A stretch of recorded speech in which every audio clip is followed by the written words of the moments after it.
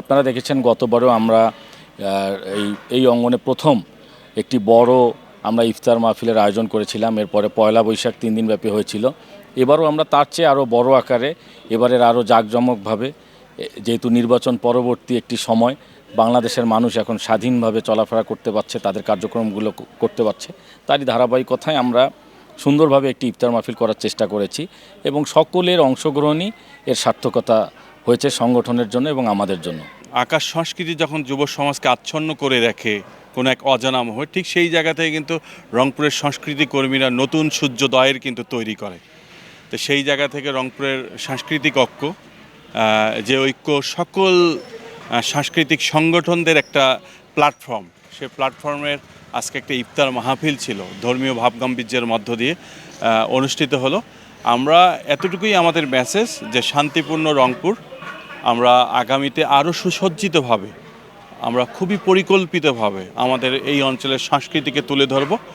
সাংস্কৃতিক চেতনে উদ্ভাসিত যে মানুষগুলো সকলের একত্রিত হয়ে ঐক্যবদ্ধ হয়ে যে আয়োজনটি, সেটি সাংস্কৃতিক ঐক্য পরিষদের আজকের আয়োজন।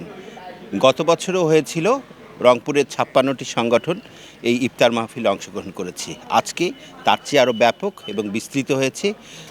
টাউন হল এবং শিল্পকলা একাডেমির প্রধান চত্বর থেকে এটিকে সাজিয়ে নিয়ে আসা হয়েছে। রংপুরের বিশেষ করে সাহিত্য সংস্কৃতির প্রতিটি পরতের সকলের যেমন উপস্থিতি ছিল, পাশাপাশি বিভিন্ন শ্রেণী পেশার মানুষও এখানে স্বতঃস্ফূর্তভাবে অংশগ্রহণ করে।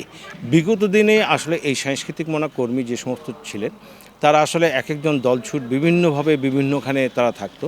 এই মানুষগুলোর প্রতিভাগুলোকে কখনো তারা সামনে নিয়ে আসার চেষ্টা করেনি। গত 5ই আগস্টের পর আমরা সাংস্কৃতিক ঐক্য পরিষদ চেষ্টা করেছি এই প্রতিভাবান মানুষগুলোকে সামনে নিয়ে এসে তাদেরকে প্রতিভাগুলোকে বিকাশ করার। আর সেই লক্ষ্যেই আমরা সাংস্কৃতিক ঐক্য পরিষদ রংপুর টাউন হল চত্বর ভিত্তিক বিভিন্ন কার্যক্রমের সঙ্গে আমরা জড়িত হয়ে পড়ি। প্রত্যাশাটা হচ্ছে আমাদের যে সরকারের কাছে এবং সাংস্কৃতিক মন্ত্রণালয়ের কাছে, যে আমরা যারা শিল্পীরা আছি, শিল্পীদের যে ন্যূনতম যে একটা পাওনা বা চাওয়া, সেইটাই তারা ফুলফিল যেন করে। এবং সেটার জন্য আমি অলরেডি সাংস্কৃতিক মন্ত্রণালয়ের সঙ্গে কথা বলেছি।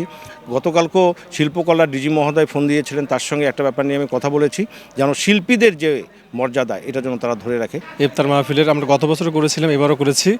তো এখানে সমস্ত রংপুরের যত সংগঠন আছে, প্রায় আমাদের অন্তর্ভুক্ত 52টা সংগঠন, এর বাইরেও যারা কবি, সাহিত্যিক, শিল্প সঙ্গীত শিল্পী যারা আছেন, সবাই আসছে। এটা ভালো লাগে অবশ্যই আমাদের, এবং আমাদের এই ধারা অব্যাহত থাকবে। এবং আমি আরেকটা বিষয় বলতে চাই, যারা আমাদের সহযোগিতা করেছে, ছোটো ভাইরা, আমাদের সহসাংগঠনিক সম্পাদক আর অন্য যারা রয়েছে, আমরা অবশ্যই তাদের প্রতি কৃতজ্ঞ এবং রংপুরবাসীর প্রতি আমরা কৃতজ্ঞ। ধন্যবাদ সবাইকে।